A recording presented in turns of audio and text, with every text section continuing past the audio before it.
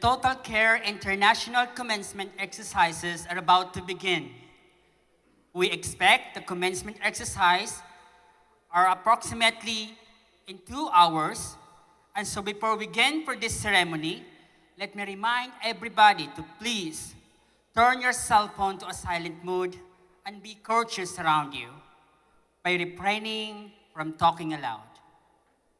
During the presentation of the graduates, we encourage you to express your pride by applauding and cheering. Good evening, ladies and gentlemen. Graduation day is always a day of rejoicing, for it marks the conclusion of an educational journey and commencement, another more uncertain and more difficult part of our man's quest for a better life and future. Surely today signifies the culmination of many months of hard work, relentless pursuit of knowledge.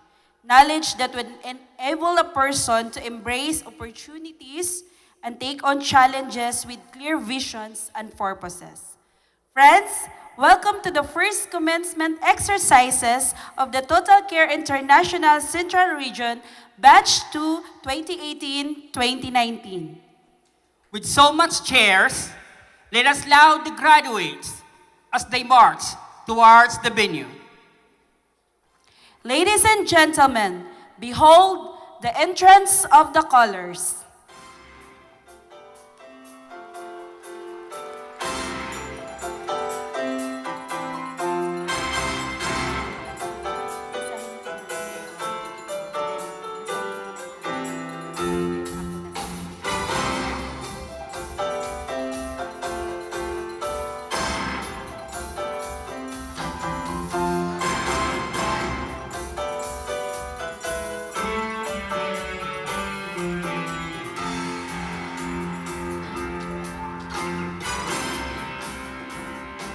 At this time, let us welcome the candidates of the graduation for Batch 2 2018-2019 together with their guardians. This batch is composed of 6 graduates headed by our Executive Director, Ms. Adhara Tess Kuhin Soryao, as their advisor.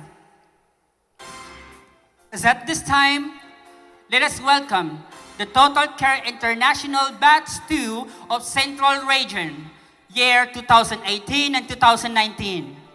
And we would like to acknowledge our TCI founder and chairman of the board, Mr. Jeremy Lim. Sir. We have Mr. Najib M. Abaga.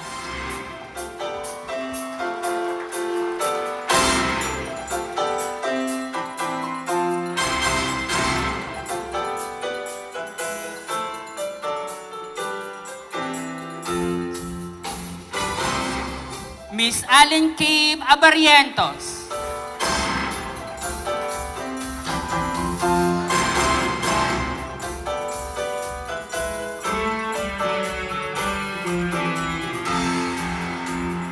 Miss Myra O. Candedo.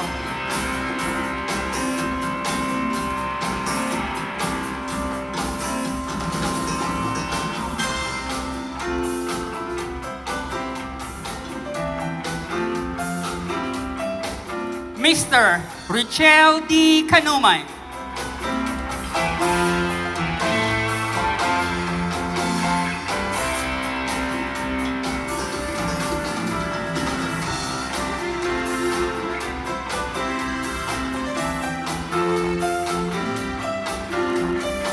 Miss Marlene Il Capaya.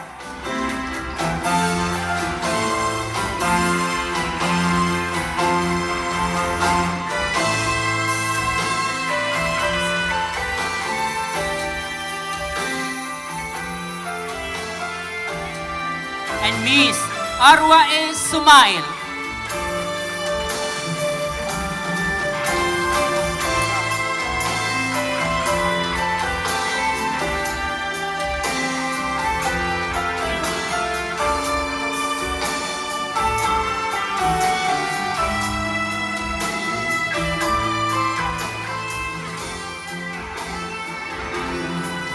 And now, Let us welcome the training officers and staffs of the Total Care International Central Region, headed by our Executive Director, Ms. Adharates Cohen Suriao.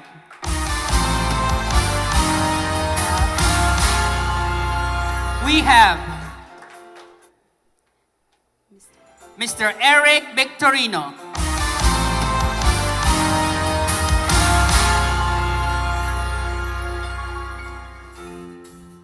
We have Mr. Romel Delin Milo.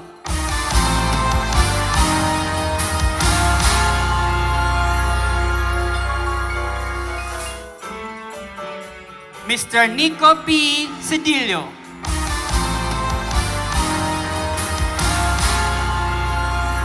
And we have also Miss Fatima Antoinette P. Perez.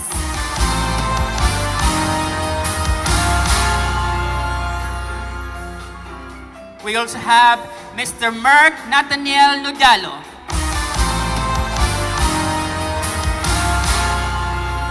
And lastly, we have Miss Genevieve Hakalan.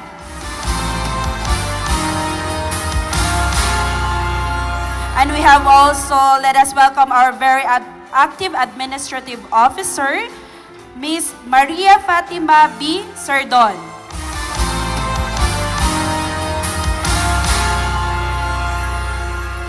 And we also have Mr. Bonbon G. Abang. Ambang. And we are also pleased to welcome our special guests from Western TCI Region, our TCI Executive Director in Western Region, Mr. June Jaime. And we are pleased to welcome our Program and Training Director, Mr. Joel Perez. Let's give them a round of applause. And let us give a warm of applause to our guest speaker, Honorable Henry Tianoro, the Assistant of Labor Attaché of the Philippine Embassy of Saudi Arabia. Together with her companion, Miss Evangeline Tianero. Let's give them a round of applause.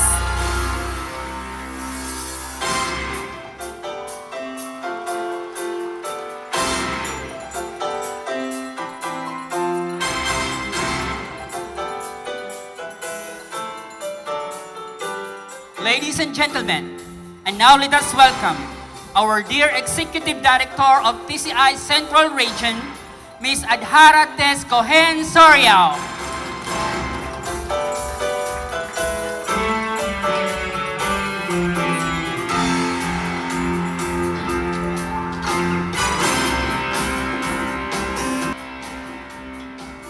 May I request everyone to please remain standing for the invocation to be given by Mr. Najib Mapunda Abaga for Islam prayer and Ms. Marlene Il Capaya for Christian prayer, TCI Batch 2 graduates, which will be then followed by our Philippine National Anthem and Saudi National Anthem.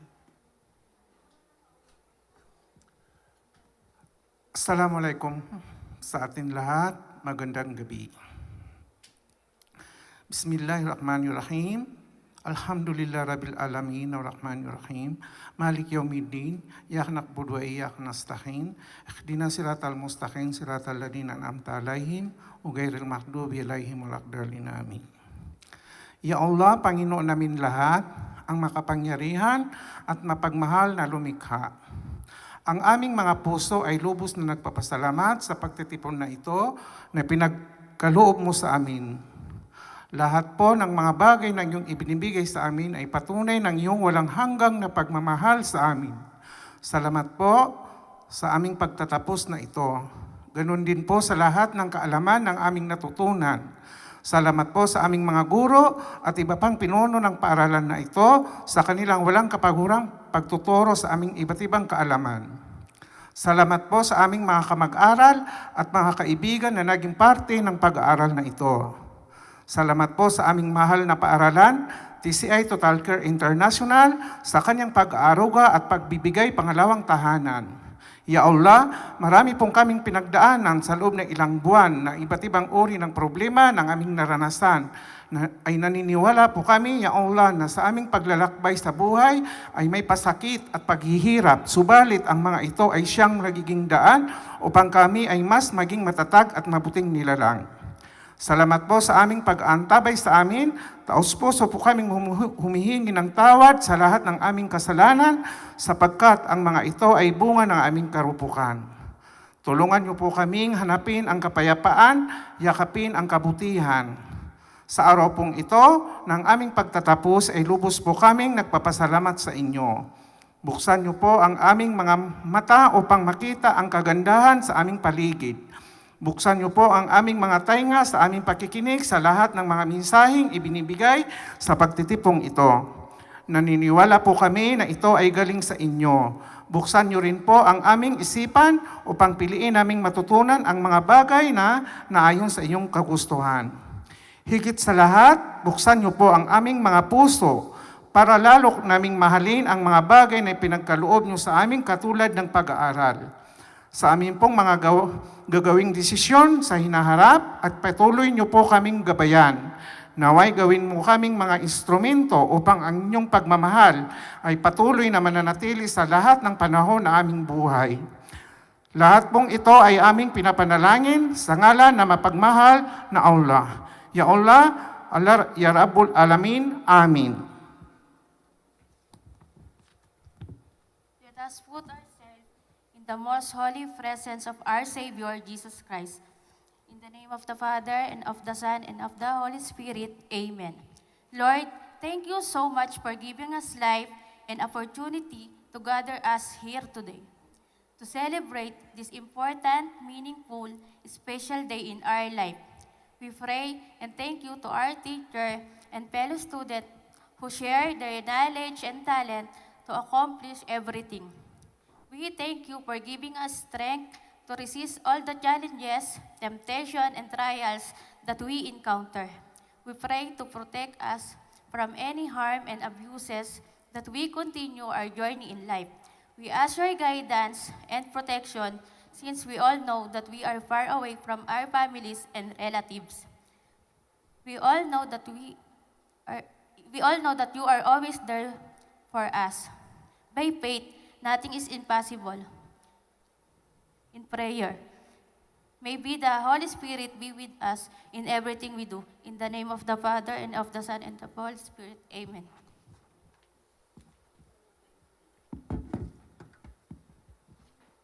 Mga kababayan, ang pambansang awit ng Pilipinas.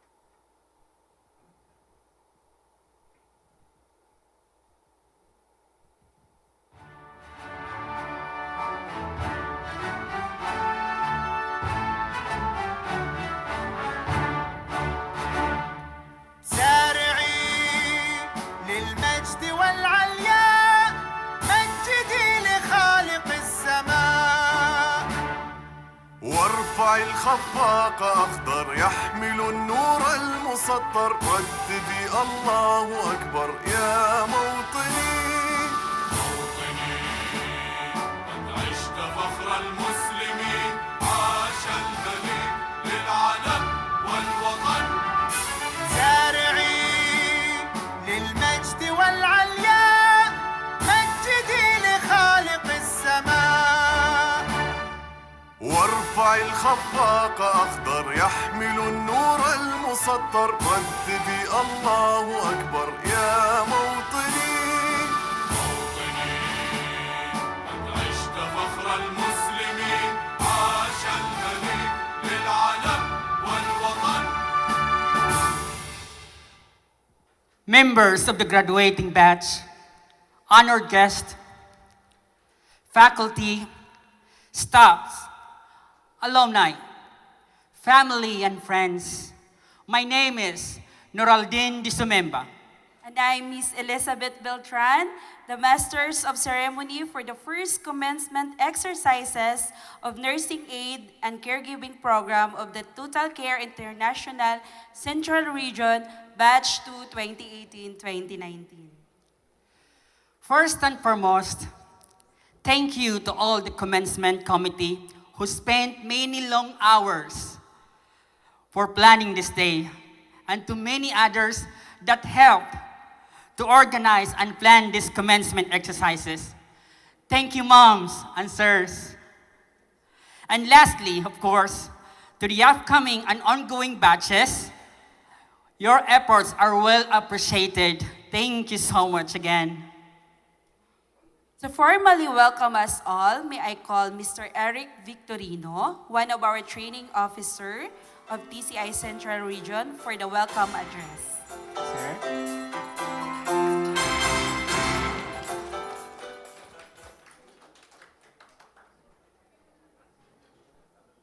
Good evening, everyone, honored guests, members of the faculty, and distinguished graduates batch 2, class of 2019. Good evening and welcome. It is my very great pleasure to welcome you all to the Total Care International Commencement. To the founder and Board of Trustees, I extend my warmest congratulations to all those receiving certificates for tonight and acknowledge the support that has helped along the way. To all the family and friends with us for tonight, and for those who could not be here, thank you. To prepare yourselves for the future that matters to you and to the world, we celebrate your commencement, knowing that your journey begins whether in healthcare professionals or in other fields. You will continue to serve and empower others in your own distinctive way. As you reflect on your time here at Total Care International, on all that you have done here, on the learning and the leading in which you have engaged, and as you take deeply, nostalgically and invigorating air of Total Care International and your success. My hope is that you will carry those noble impulses with you wherever you go. Once again, good evening and congratulations.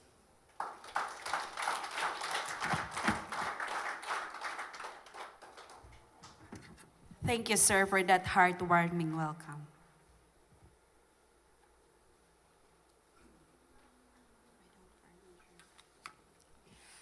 Without further ado, may I call Ms. Adharates Cohen Sariao, our Executive Director of TCI Region, to introduce us, our guest speaker of today's commencement exercises. Ma'am, let's give them a round of applause.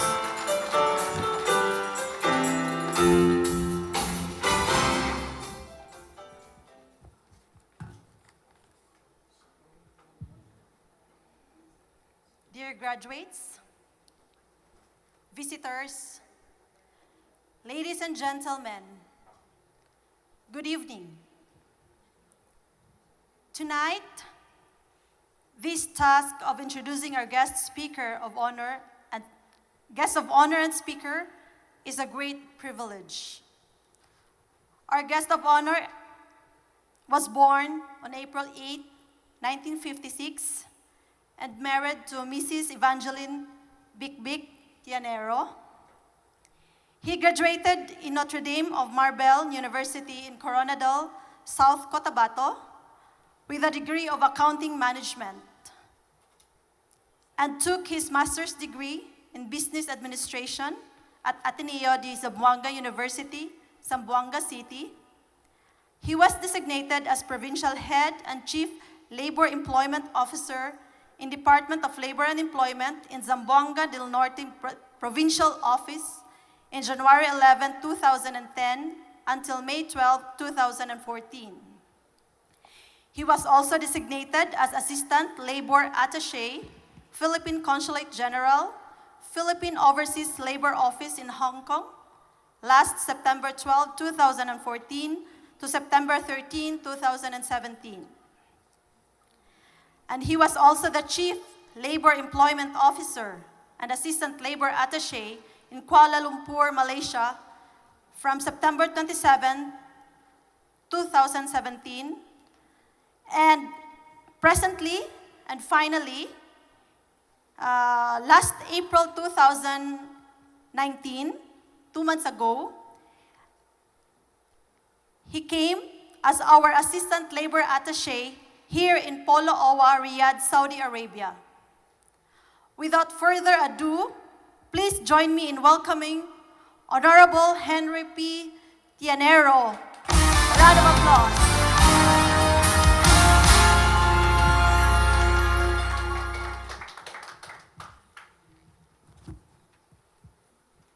Okay, kindly sit down. Sa lahat po, good afternoon mga kabayan. Sinasabi ko palagi sa inyo na nandito kami dahil sa inyo. Pag wala kayo, wala rin kami. Palakpakan natin kayong mga boss namin. That is always wherever I am. From Hong Kong, Kuala Lumpur, and even in here sa atin sa Riyadh, sinasabi ko po sa lahat na dapat ating tandaan palagi bakit tayo nandito.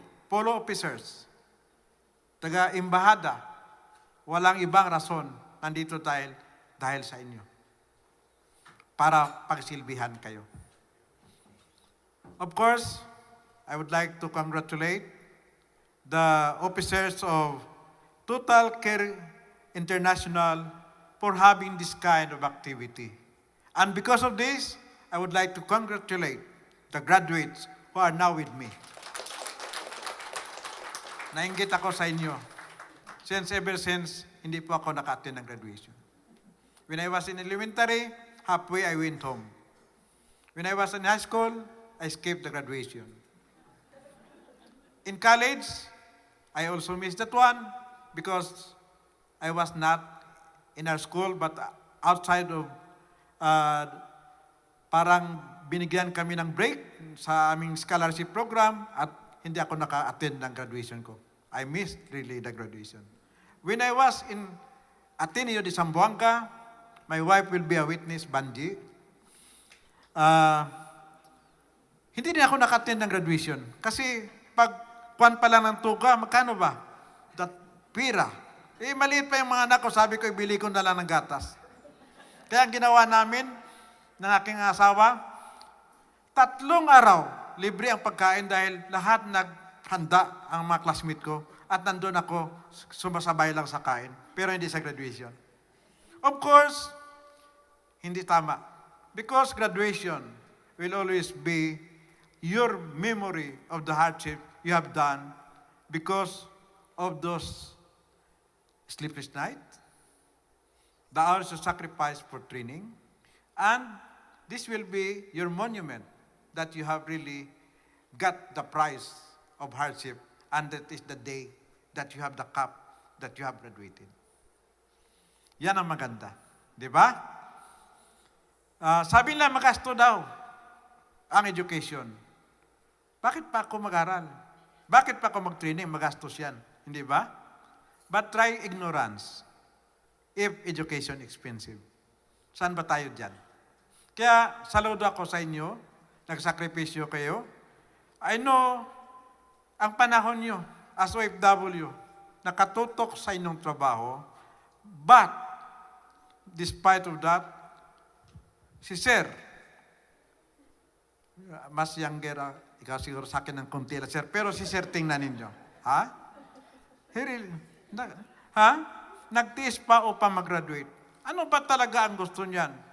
Again, you graduated. Anong ating graduation? Is nursing and caregiving. You know, worldwide, this will be the most in-demand job that you will have. You know why? Most of those highly developed cities, ang trend, ang growth rate nila ay zero. At ang nangyari, all of the population is aging. Just like Hong Kong. Marami tayo doong mga household worker. Kasi walang caregiver na visa. Household worker. But if you see the household worker, ano ba yung mga kurso nila? Nurses, maestra, graduates.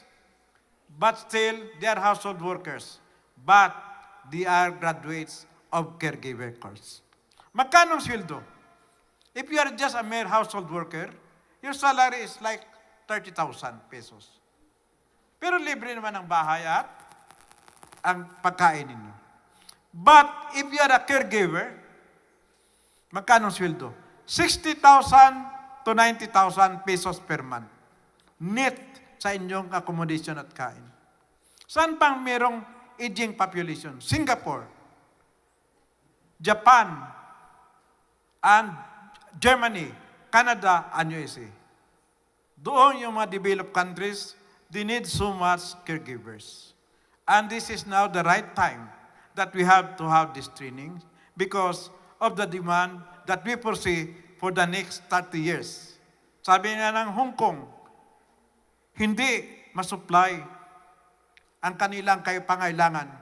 At ang maganda, they need mostly Filipinos dapat.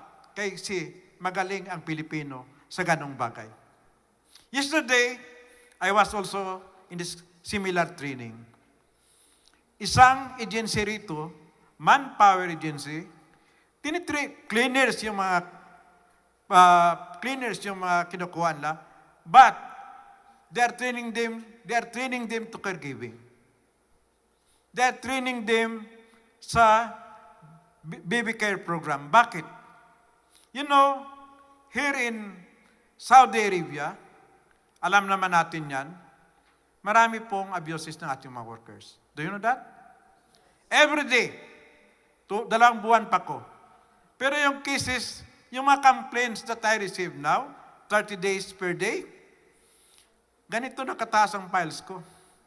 At walang pahinga from 8 o'clock to 6 o'clock, just receiving complaints, entertaining them, tawagin ng employer para ma-resolve natin ang cases nila. Early in the morning or late at night, sa pagpasok ko lang sa opisina, meron na dyan, lupay-lupay na ating OFW. Pagkahapon, meron na namang isa. Walang hindi zero, from 1 to 3. And this time, in our shelter natin, we have around 300 household workers na nandyan sa atin. What is the reason behind this kind of phenomena? Number one is because, ano ba yung ating household workers? From Manila, they are sent to Saudi Arabia. Pagdating sa airport, of course, may briefing doon po sa Pilipinas. Tama. But pagdating sa airport, anong ginagawa? Kuhain agad ng kanilang employer. Remember that the household worker came from a small village in the Philippines. Maliit na bahay, di ba? Halos nga magkatabi tayo sa sahig matulog, di ba? Sa sahig lang, tayong mga pamilya, dahil ganun sa atin, ang kaliit na bahay. Pagdating sa airport, kuhain. Pagdating doon, siyak. ang laki-laki ng bahay. Maraming pamilya extended. Marami siyang trabahuin. At nakaklose ang bilya. Hindi katulad sa atin sa Pilipinas. Paglabas natin, pwede tayo, "Hi, kamusta ka dyan? Pwede kong humingi ng asin para sa aking niluluto?" Hindi yan ganito. Shock tayo. Culture shock, the communication. Ano nangyari ngayon? Hindi natin mamonitor ang ating OFWs na nandoon sa bahay. Mabuti lang kung meron siyang telepono para makasabi, "Sir, naghihirap na ako." At ang pag-rescue sa kanya hindi madali po. Only the agency na nagkuha sa kanya, na nag-place sa kanya, ang pwedeng pumunta sa bahay out of the respect of the privacy of the employer. Ganun yan. At may police assistance pa. This dapat ma-eliminate natin. Ano ang pag-eliminate nito? Dapat ang services na nandyan sa bahay, dapat hindi domestic helper na ang dapat ipatrabaho natin. Specialized service through manpower agency sourcing. Hindi ba? Tataas ang presyo. Kung gusto mo, baby care program, caregiving, nandyan sila. But, ibalik sila sa agency oras na matapos ang trabaho. Hindi ba? Gusto mo, bata, bantayan namin, tumawag ka at bantayan naman. Pero pagkatapos na walang oras, babalik kami sa agency. Hindi kami dapat nakatali sa isang employer. Doon lang po kami nakatali sa ating agency. Sana mangyari yan. And this will be the start of that sana. Na may mga training tayo. And there will be manpower agencies na dapat sila ang mag-serve dito sa Saudi Arabia so that eventually we will eliminate those kind of incidents na nangyari sa atin. Di ba? We will be out of the kapala system. Wala ng employer. Kung hindi, nandyan na sa agency ang ating mga kasama. You know, ano nangyari sa agency? Nandyan sa kanilang, instead na alam mo dapat ang isang worker natin, pagdating, hindi dapat ilagay dahil sa bahay. Dapat i-orient muna siya for several days para malaman niya ano talaga ang Saudi. Walang culture shock. But I think it cannot be done. Unlike in other countries like Hong Kong, like Malaysia, hindi dapat immediately kuhain ng employer ang isang worker. Dapat i-report sa embassy at i-schedule for post-arrival orientation seminar. Dito hindi, diretso. Kung maliit ang bahay mo sa Pilipinas, masyak ka. Wala tayong bigote. Pagkita mo, may bigote. Ang misis, nakatago ang mata. Di ba? Culture shock. Okay. So I hope this can be a thing that you are doing, ma'am, and this can really help eliminate the abuses that we have professionalized the service, the migrante and other OFW concerned communities once that we have overtime for the OFWs. There must be a time, a scheduled time, that she should rest. But with this kind of setup, we cannot do. But with specialized service, we can do it. That way. So, ganun yan ang isang kwan namin sa Polo. Yes, we have the embassy. Tayo, ma'am, dapat malaman niyo yung ating Polo. Ano ba yung sa embassy? First, ano ba yung embassy? Dito sa atin sa Saudi Arabia, we have the embassy and we have the Polo office. Iba. But in other countries, the Polo and the embassy, mag-isa lang yan sila. Because we are part of the embassy, ang Philippine Overseas Labor Office. Okay, the embassy. Passport ang kailangan natin. Renewal ng passport natin. Travel documents, saan tayo pupunta? Sa embassy. Now, how about your concern on employment? Saan kayo pupunta? Sa Polo Office. Yan dapat. Marami tayong mga kasamaan na pagkatapos ng contract, hindi naman lang sila babalik para mag-contract ulit. Dapat ang isang non-Saudi, dapat from time to time, dapat may contract sila. Written contract. So that, ma-document namin and whenever there will problem, madali mag-solve ng problema. Wala tayong contract kayo. Sino ba sa inyo, every 2 years, may written contract? Bakit tayo mag-written contract? First, we have also to update our OWA. Sino sa inyo activated ang kanyang OWA? Importante yan. Importante yung mga benepisyo yan sa OWA. Of course, maganda naman dito sa Saudi because we have the end of service benefits. Meron tayo. Okay, yung pag-ibig para sa saving schemes natin, kailangan natin yan. These are things that we have to do. Kaya ng isang kasama natin, dahil active ang uwan niya, buntis siya, yung umalis siya pa airport, hinurob ng employer. Married siya. So hindi siya, wala siyang pera.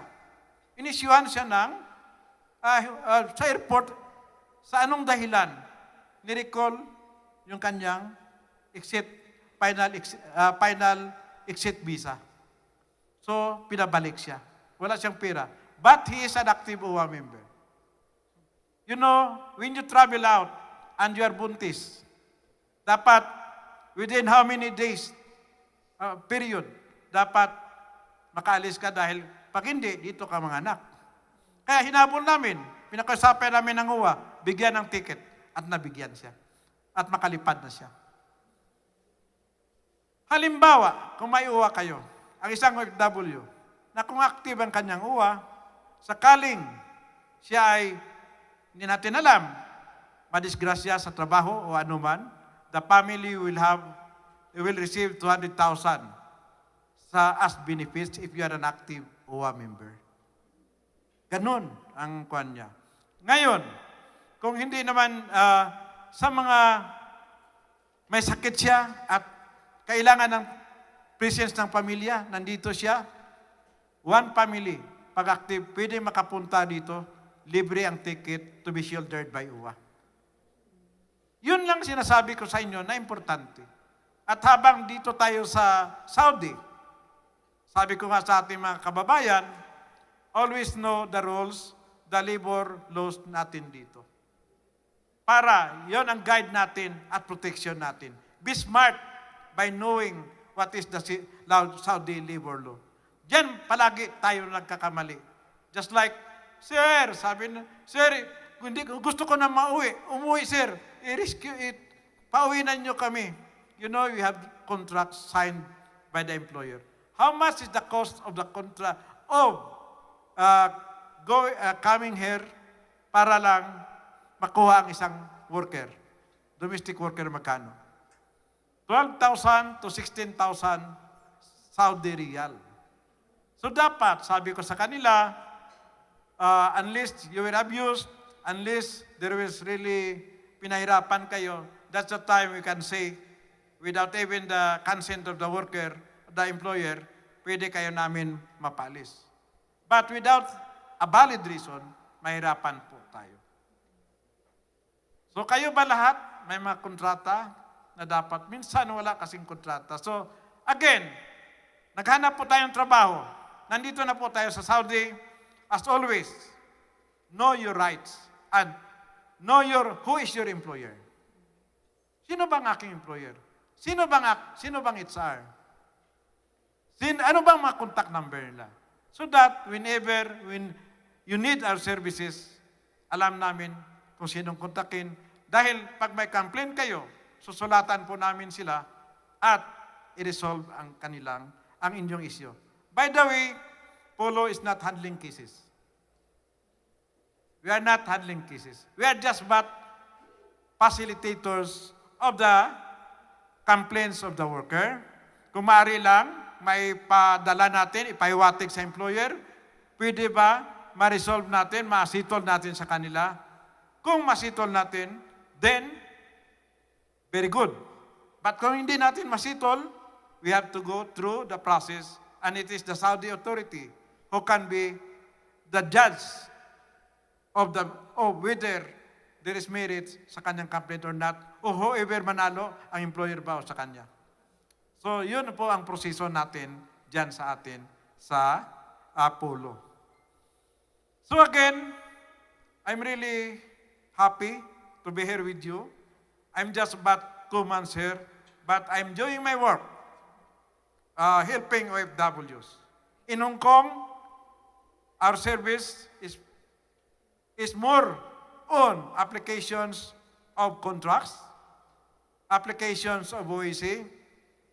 There are around 300 to 2,000 to 5,000 clients every day in Hong Kong, but that is volumes. So, palagi ako umuwi from 10 o'clock ng gabi, umaga, 7 o'clock, I will be there para ma-arrange ko yung linya sa baba, anong serbisyo. Kasi doon sa Hong Kong, ang bahay po doon, ang opisina natin sa mga mataas na building, 16th floor, hindi lahat makapasok, so pinapalinya namin. At pasalamat ako si Mrs. Volunteerin yan. Tinitingnan yung mga application kung ano yung kailangan nila anong kailangan serbisyo. May plug dyan, ito OEC, ito contract, ito sabay. So, 30 ang pinapaakyat namin, 300 ang pwede lang sa isang row, sa isang space namin doon. At pag matapos, pakatin naman. That's how we do it in Hong Kong. Doon naman sa Malaysia, I say, it was a grand vacation. Kasi kunti lang. Ngayon naman, marami rin. Not because of the volumes of application on contracts, but because of the volumes of complaints we receive per day. But I'm happy to help anyone who will be of help para sa amin sa Polo Office. Wag lang po pira. So, with this, I say, congratulations sa inyo lahat. Napahiwatig ko po ang aming serbisyo para sa inyo.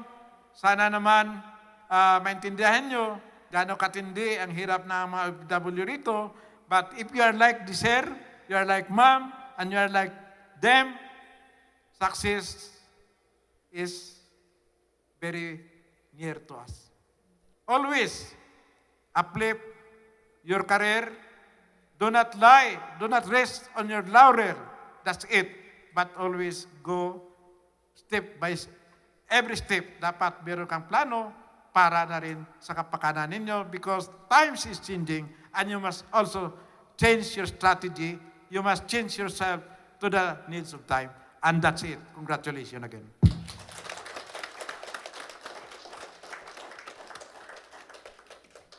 Thank you so much, sir. We are so blessed and delighted to your words. Honorable guests, ladies and gentlemen, let us proceed to the presentation of the graduates.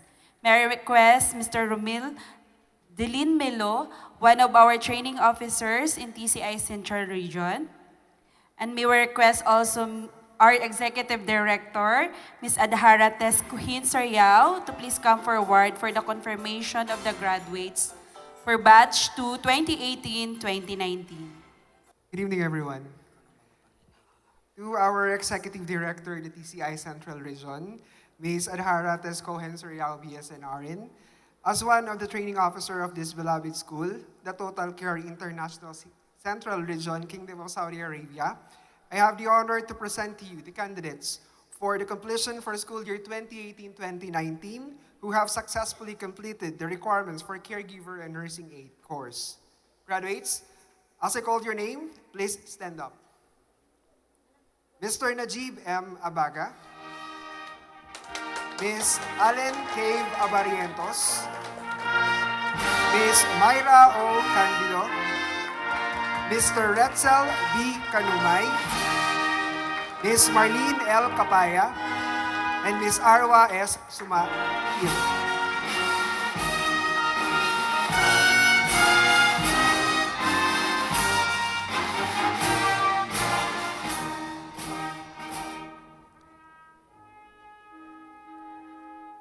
By virtue vested upon me, by the recommendation of our Chairman of the Board, Sir Jeremy Thomas Lim, as the Executive Director of Total Care International Central Region, I hereby confirm you graduates.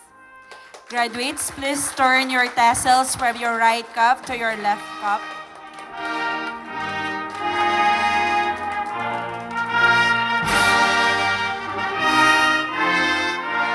Congratulations, graduates. Dear graduates, the moment you have been waiting for has finally arrived. The hard work and discipline will finally reap. You will now receiving your prized diploma, a symbol of your accomplishment. And so, may I request again, Ms. Adara Tescohen Sariao, the Executive Director, Mom, and she is also the Batch 2 Class Advisor to handling out our certificates and awards to our graduates. And may I also request our honored guest speaker, Mr. Henry Tianero, sir. And congratulating our graduates, may I also request the members of our training officers to line up before the stage ramp to personally congratulate the graduate after they receive their respective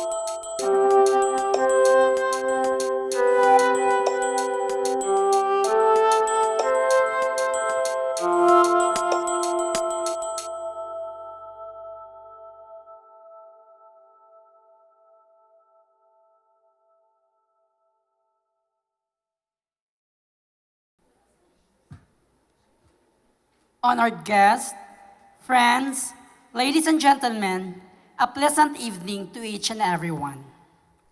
It is a great honor to be here standing in front of you. I would like to express my appreciation to my instructors, friends, family, who serve as my inspiration. I help where I am right now. Though my family is far away back home, but they are the reason why I continue to study and learn more. No matter what our dream is, we can get there with the dedication, determination, perseverance, focus on what we have learned, and above all, have faith in ourselves and have strong faith in God. Graduation is always a day of rejoicing, for it marks the beginnings of life's journey to another more uncertain and more difficult part of one's quest for a better life and future. It is also a time to celebrate our achievement.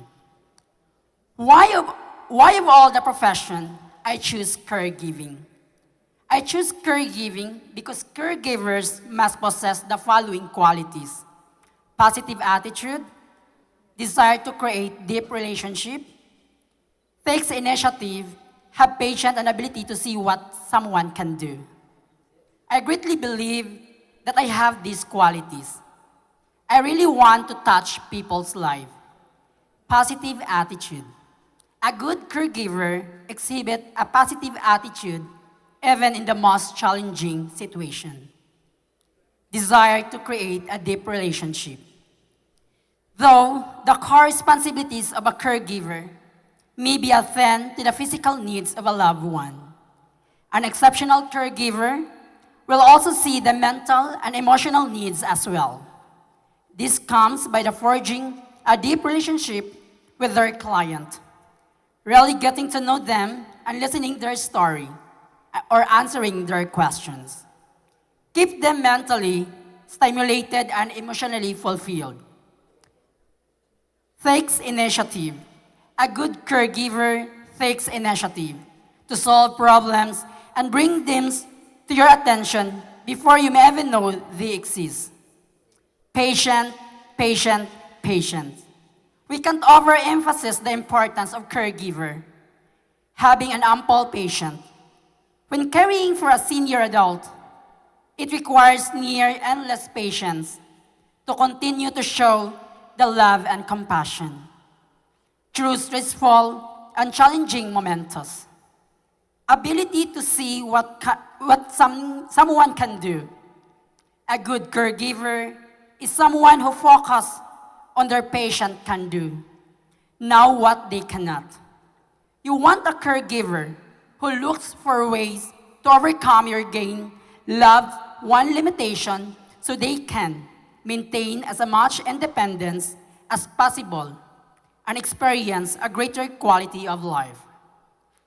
As a society, we have always depended on families to provide emotional support, to assist our older parents, grandparents, and other family members when they cannot longer function independently. Despite many common experience, caregiver roles are highly variable across the course of caregiving. The diversity of families, the timing of entry into caregiving role, the duration of the role in relation to the overall life course of the caregiver, and transition in care experience over time all shape the natures of the caregiving role. As a caregiver, it is our duty to focus on activities on daily life, which includes bathing, grooming, dressing, going to the toilet, eating, and bodily mobility like walking. The scope of our work is broad and will likely vary on a case-by-case basis depending on what each specific client's needed.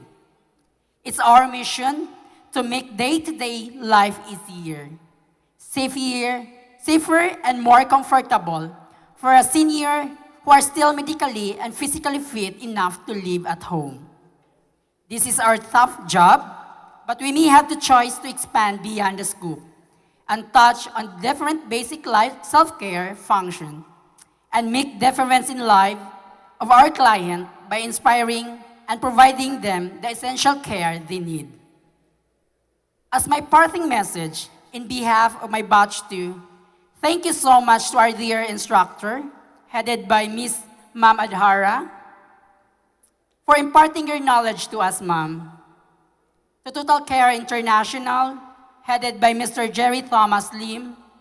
To my fellow graduates, Najib, Allen, Marlene, Arwa, and Myra. I'm so happy for us that we already achieved our goal, even though we have a lots of trials that we had encountered during our school days. And now we are here to celebrate our special day in our life. Let us make difference in everyday life for our clients as a future caregivers. More so, I would like to wish you good luck for a new challenging adventure in life, good health, congratulations, and mabuhay.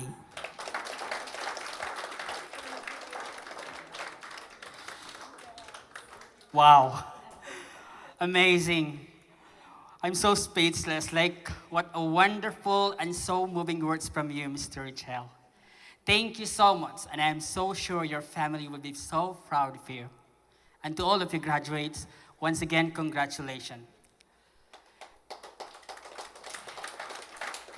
In every graduation day, there is always what we call a melancholic music. Music is the expression of the soul. It moves and builds the movement of time.